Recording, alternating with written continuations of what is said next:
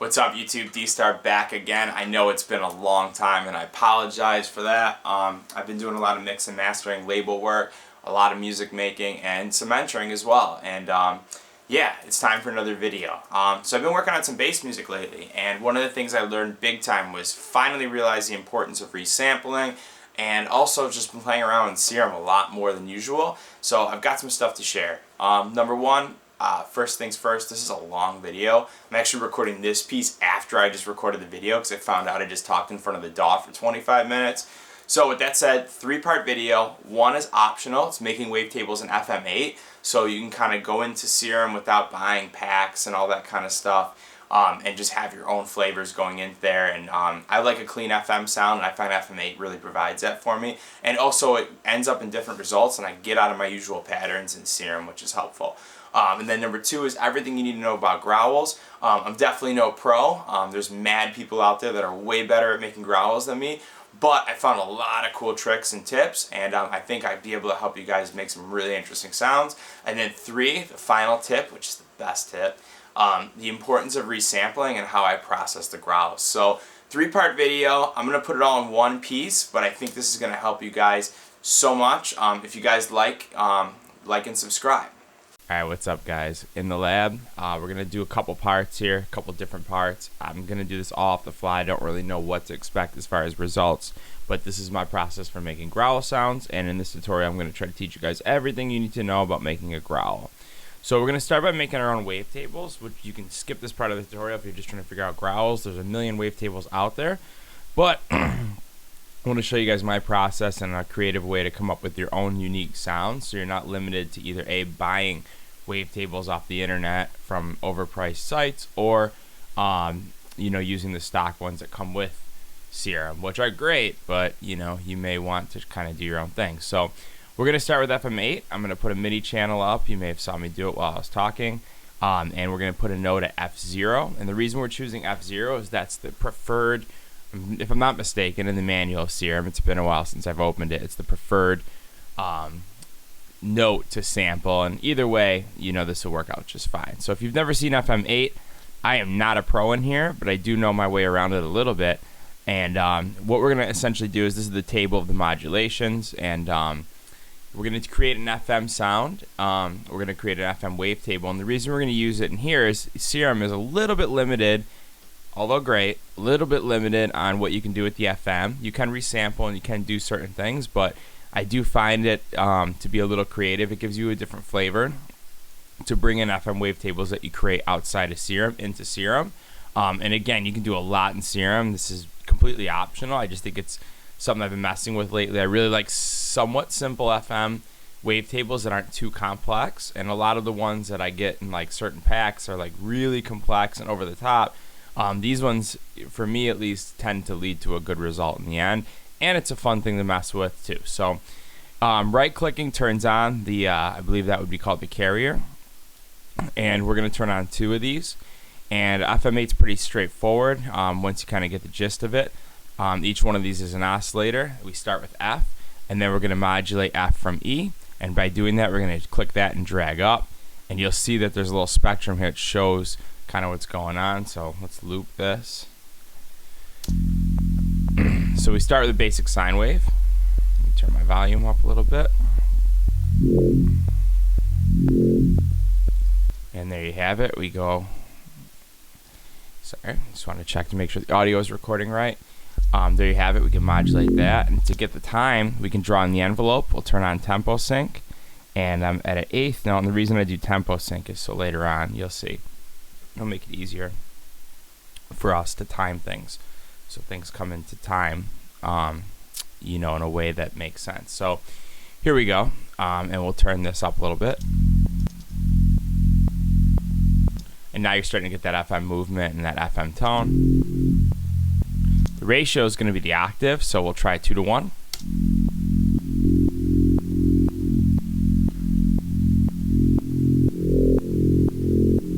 Cool.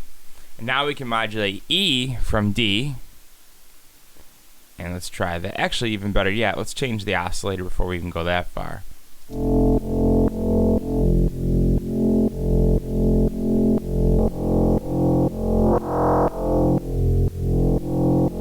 like that 1 plus 5. Let's try that. And then for D, let's go 4 to 1. Let's put tempo sync back on. Instead of going 8th note in, let's right click to draw a point. I'm not sure why the initial, there it is. Let's do it 2 to 1. Let's draw a point here. So when that one fades in, this one, that one's finished fading in. The next one will come in, and that'll give us some interesting movement, hopefully. Let's give it a shot. Okay, that's OD. Let's try going back to 2 to 1. Let's try modulating F with that.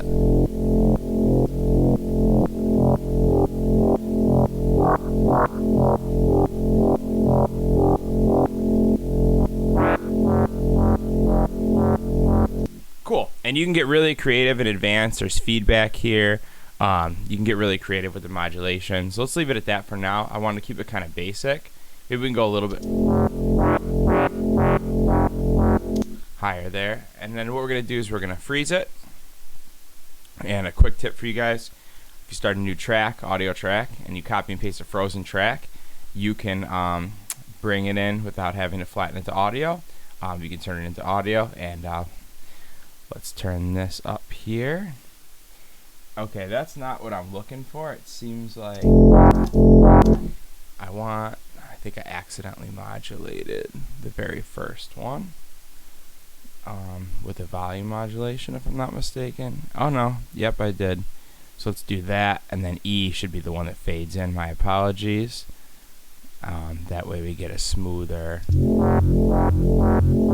There we go. Now we're straight. Okay, cool. Up. Freeze glitch.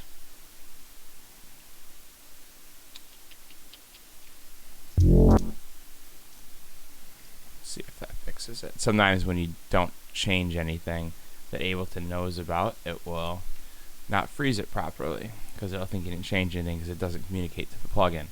Okay, here we go. And now a good wavetable should kind of tell a story, and this one does just that.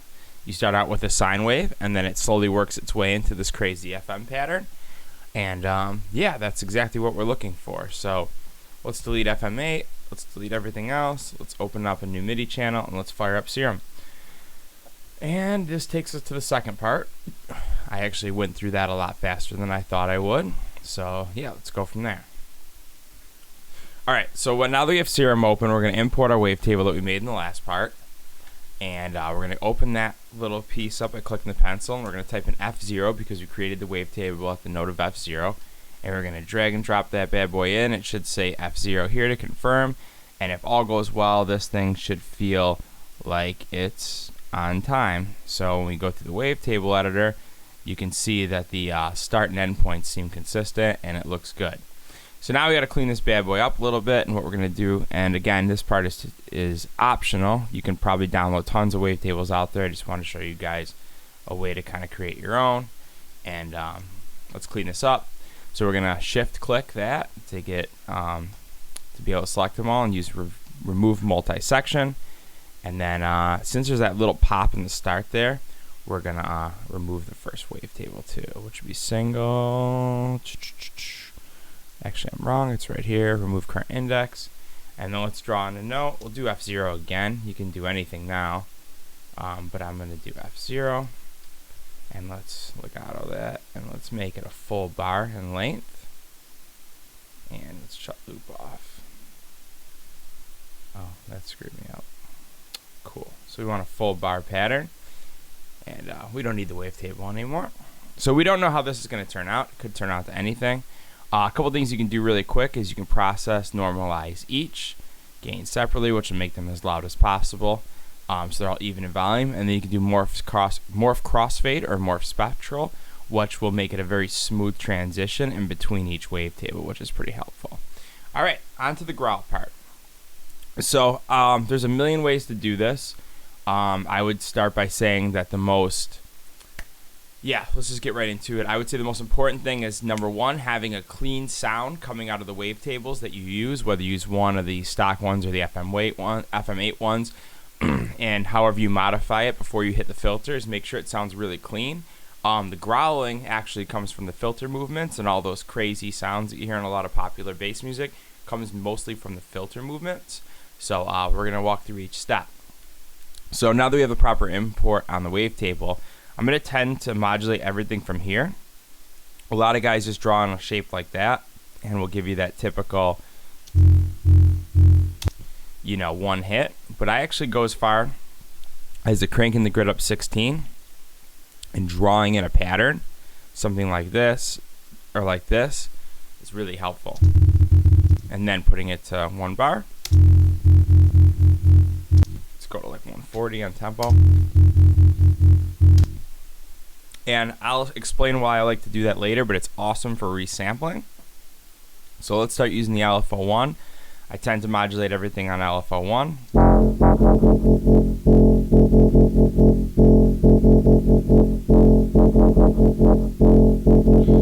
A couple things you can do here. Number one is the bend minus, pretty common to give you a little bit more aggression.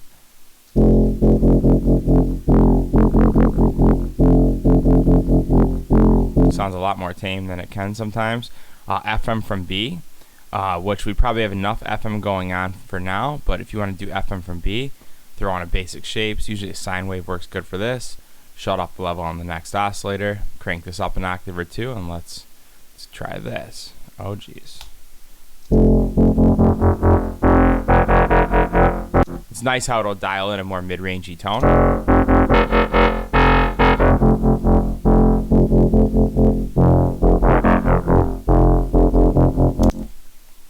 FM's cool because sometimes when you put it on, it kind of like seems to replace what you think is missing, or it fills out the mids and highs, and you can also modulate that.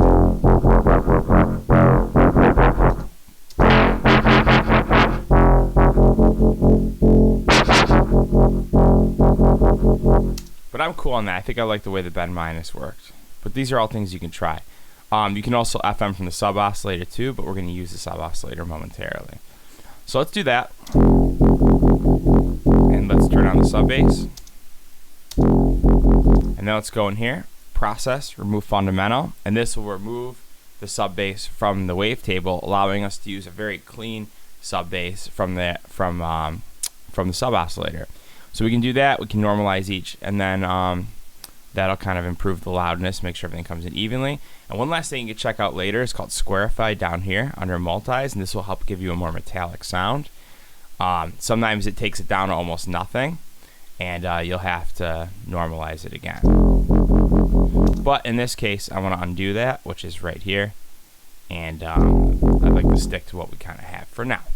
Alright, second part of the tutorial, of the SERUM growl part, is filter movements, and these are really important, especially for these like growl sounds that everybody's been using.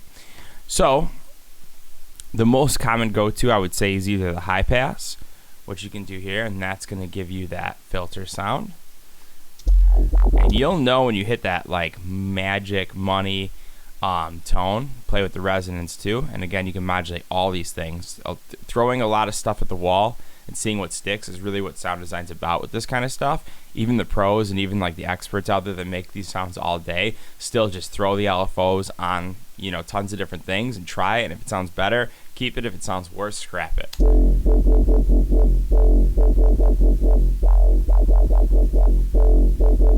So there you go. That kind of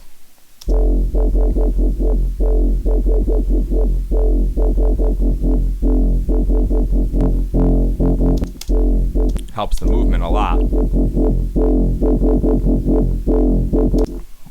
So you can,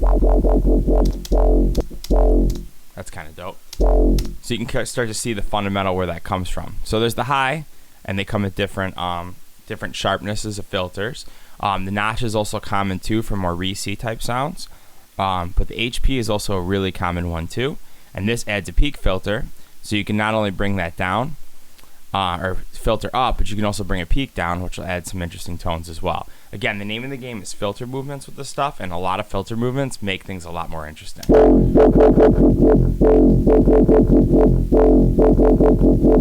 And you can see that kind of brings in some interesting tone of the mid-range and high-end. Last but not least, there's a million in here, and you can go through lots of them. I would say the high, the HP12 is something I'm reaching for a lot, and I would say under the miscellaneous, I really like the band reject as well, because the band reject is just a different tone, and it's different. Each one of these has a different set of I guess it just comes with a different set of tones. So let's roll with that, and that's going to give you that basic movement that you're looking for. And then you can go back and you can interchange the wavetables out if you want, which you can also use some of these, I guess, more typical, the cymatics ones and all that kind of stuff. And you can replace out the sound that way, or we can move forward, which is probably what we're going to do. Let's try that.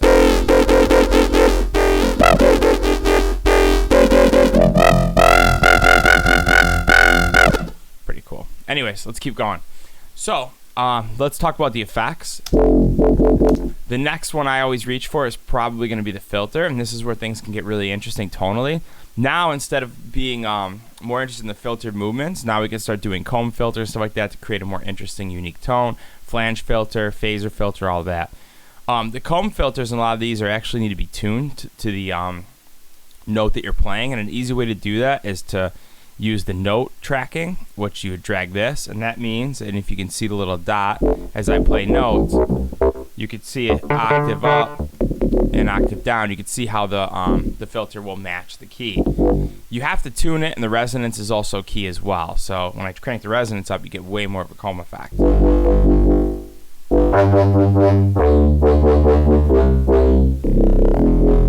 Cool. And I like to modulate that as well. So what happens is when this raises up and the filters open up, and the wavetable becomes its most interesting and most mid-rangey, the comb filter starts to set in at full velocity, and or full, what would be the term for it? It gives, I don't know, you know what I'm saying. All right, so let's take the mix up too, and now you can move this around, and you can start creating, dial in the tone.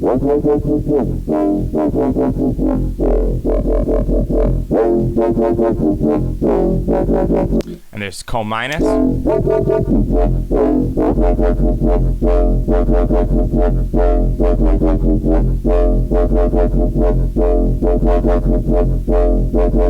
Kind of cool. Also, with this HP filter thing, I just want to make a quick note. The EQ can also be used as a filter, and I'm going to show you guys all the ways I kind of misuse the SERUM effects, or take full advantage of the SERUM effects. But another way to get those type of things, if you want to double up on comb, reverb filters, flanger filters, is use the EQ to get those filter movements in too. You can switch this over and you can get that same kind of effect. And you can also use this, obviously, as a low-pass filter as well. More on that in a bit. Okay, so the comb plus and minus, there's these ones too, which I think incorporate some kind of high pass frequency.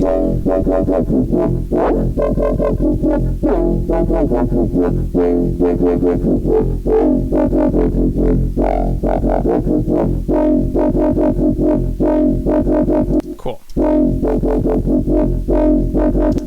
And that kind of helps. And now it feels kind of muddy, so let's go back to that FM idea we had. Again, a lot of this is just throwing shit at the wall and seeing what sticks. So let's see how this does. And let's do FM from B. Let's take the modulation off for now, and let's go up an octave.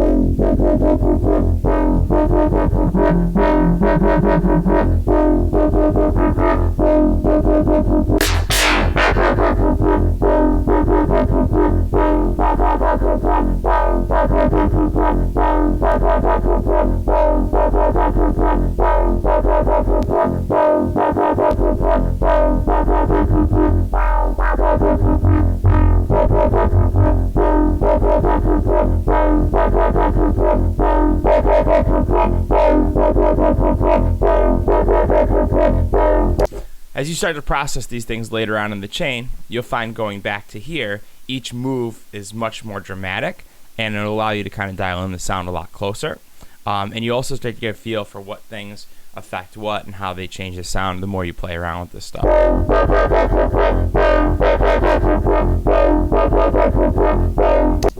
Let's try using OTT.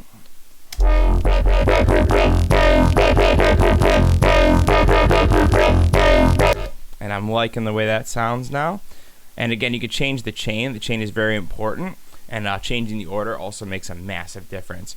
So OTT is a common one, and one thing I covered in a previous video is you can actually dial in the mids and highs here.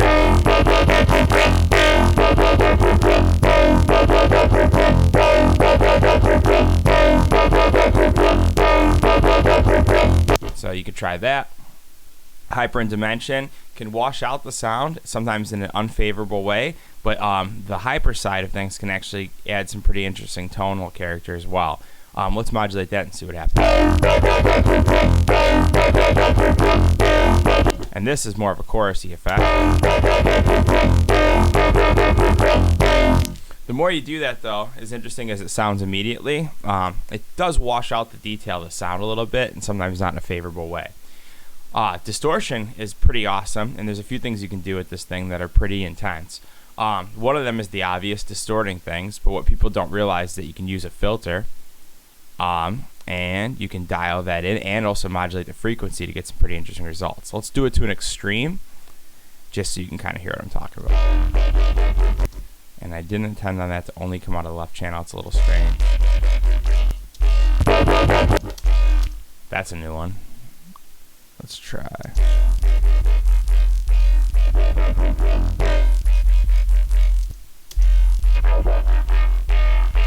Super weird that it's only coming out of one side. You can also use this thing as a low pass filter as well, and a high pass filter by drawing this in, turning the drive down.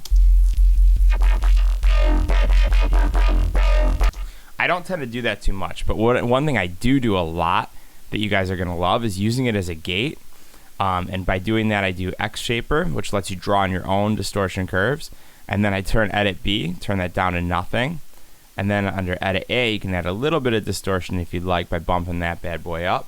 And then what you do is you modulate the drive. So this is all the way on. I did it backwards. I always do that. So as you can see, as I modulate this way, let me shut this modulation off for now. This way will be all the way off, and then this way will be all the way on, including that little bump of distortion. So you can gate and tighten up the output. It's almost like modulating the master,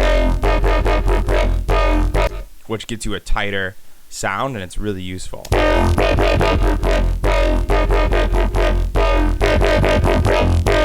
I like the way it sounds now without this, but I just want to show you guys the possibilities. So instead, let's just take out the modulation. Let's give it a little tube distortion for now, and we won't misuse the distortion. Actually, you know what? Let's do a post. Let's do a band pass. It just does not want to cooperate today. I do have an alpha version, so there's some weird things that happen. Let's take this modulation off. Typically, I would find a point like that, drive it, and then mix it in quietly, and you can get in a little bit more detail, a little distortion and crunch in a range if you're missing it. But let's skip that. I think we'll just do a little tube distortion if it cooperates. And let's move on to the I'm going to pass on the flanger and phaser, both interesting effects, however. And let's move on to how I use the chorus. This is actually an AU5 trick. Shoutouts to him. Turn this up all the way. Let's put that back to default. And you'll hear it's low pass. Let's turn that off.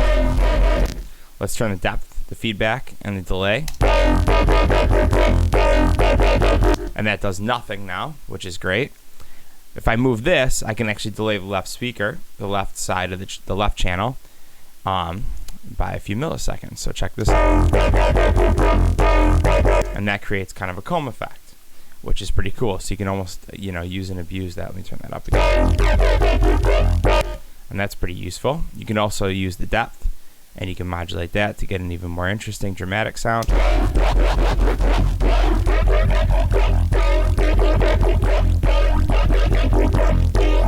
And then let's mix that in a little bit.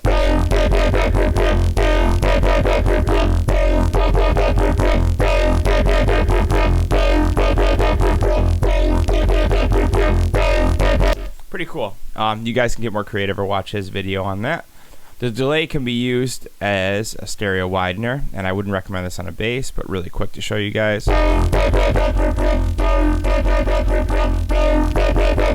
Pretty cool. And the reverb is reverb. I don't quite use it too often for this stuff. And the EQ is awesome for cleaning up the outbound. So let's turn this back and use it as a low pass. And we can use this to kind of create one more last filter movement.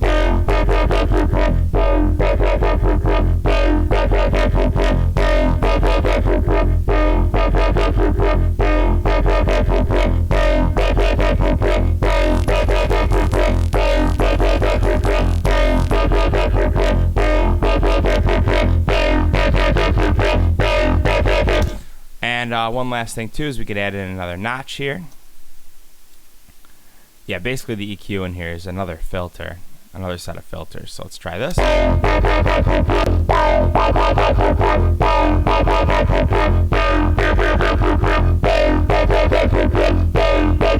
Again, I'll trial and error. I'm just kind of moving it until it hits a point that I think is pleasing. So now that we got that bad boy, one last thing, and this is getting pretty long. We're 25 minutes in right now. I'm going to break this up into a couple videos. One last thing is to go back and play around. Well, two last things. Go back and play around. Like I said, once you finish the processing, you can go back now and you can kind of adjust these things, and it'll be a lot more dramatic of a difference. So let's try. Let's duplicate this because we're at a good spot, and I recommend doing that. Shut this off, and then let's play around for a few seconds, and I'll show you guys some extra things you can do.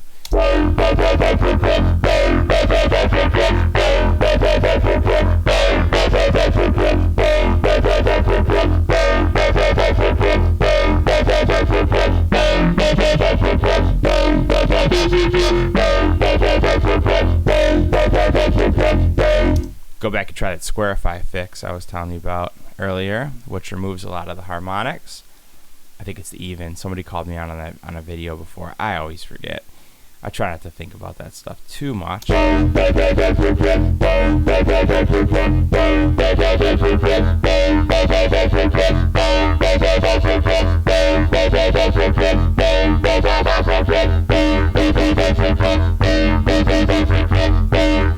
You can hear that peak slamming into the distortion, creating an interesting tone.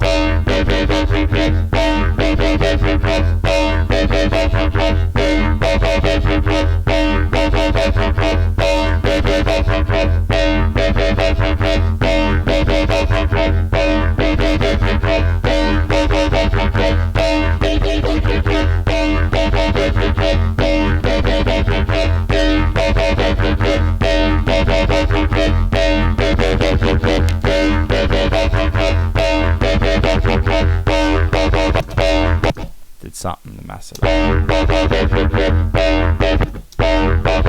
Alright, now we can incorporate an LFO2. So let's put that at a bar. Let's put that at 2 bars. We'll draw on a square. Something like that to start. And then we can modulate the comb filter and see if that can create some interesting results. I'm going to actually have to make a 2-bar pattern. Come on, dumbass. Should have known that.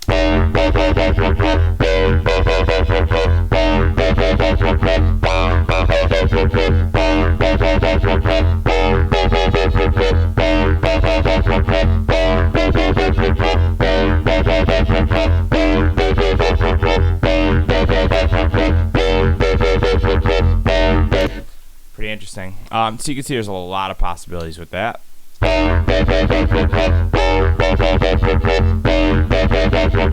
You can even modulate the octave of the FM if it sounds pleasing on octave 2.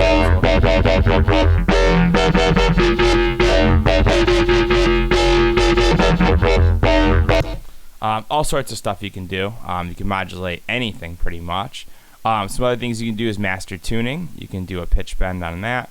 And let's try that. LFO1, master tune, global master tune, go an octave up here, and then this is going to sound insane. I don't think it's going to work out too well, but try it. So usually that sounds best with one hit. You can get kind of a pitch bend, so wow, you know, and you ride the pitch up an octave, and that could be pretty cool. And you can change the curve of it too. I think I messed it up because it's going an octave up. Let's do it in, oops, I don't want to do that. Let's try it, octave 1, coarse pitch. I think I did it backwards.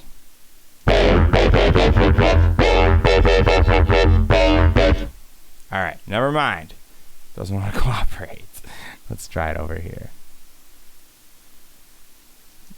Nope. Oh, I need a one-way, that's why. And you can change the way it does that by option shift. And I need a one-way, and I want to go up 12, so it only goes one way. I think it was going up and down. Alright, I broke this thing. Well, it sounds like shit probably because of the FM. Cool. Alright, I'm done messing with that. Remove. Alright. Okay, I think I covered all the effects and everything. I'm going to show you guys how I process it really quick. I start with an EQ. Let's actually bounce this bitch to audio really quick. So I'm going to freeze track. Come on, daddy. There you go. Freeze track. I'm going to bounce this. And now we've got it in audio. You can see because of the filters, the way I drew them in, it's a little off time. You can time stretch those with Complex Pro really quick to fix them. Might as well do it real quick because I'm going to walk you guys through everything I'm doing. Boom, boom, boom. And then let's go. That's close enough. Probably going to resample anyways. And now one thing I like about doing these patterns like this is now you're open up to opportunities to grab these hits and these little hits and changes. And if you modulate a couple different LFOs to change the way things sound, you know, you can get some pretty interesting results, and you can take one piece and use it as a one shot, whatever. Alright, EQ8 is what I start with. Let's turn this bad boy on, and I'm going to recommend turning the Q up to about a 3, and we're going to sweep it. Turn your speakers down when you do this because you're going to hurt your ears, and I'm going to sweep for really annoying resonances.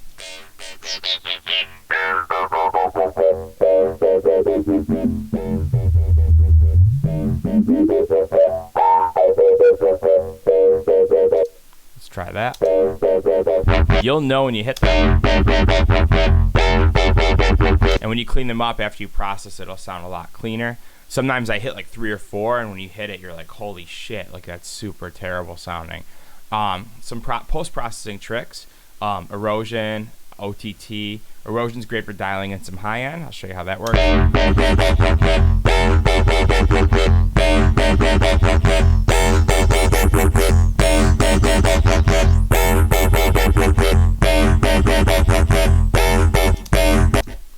to try to clean that low end up.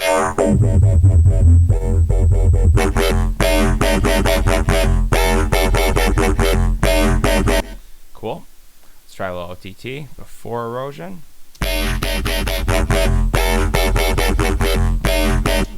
And then from there on, it's distortion. I've been using a lot of racks lately, chaining a lot of different effects together to create some different results, but I'm not going to bore you guys with that. Let's just throw on curve.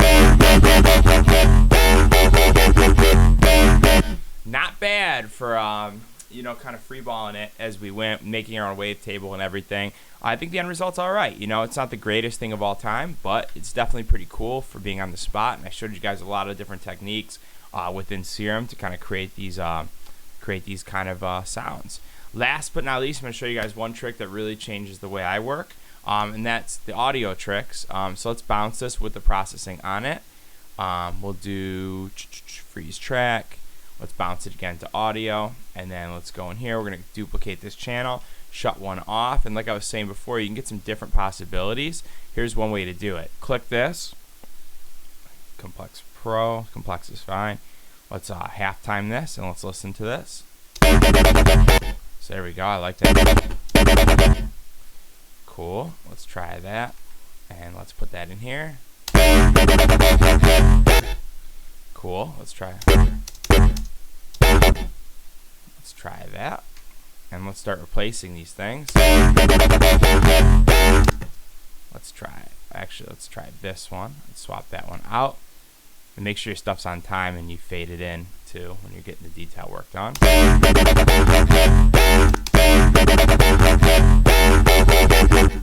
And you can replace these hits, and you can kind of create some creative dubstep-y patterns. Alright, I'm done. That's it, guys. I'm done. I'm not going to go on any longer. It's the longest video in the history of D-Star channels. Guys, thank you for sticking it out. Once again, hit me with that like, hit me with that subscribe if you guys got a tip out of this or learned something today. Last but not least, I do offer producer mentoring. And yeah, just hit me up. Super simple. I'll leave my stuff right below. And yeah, peace.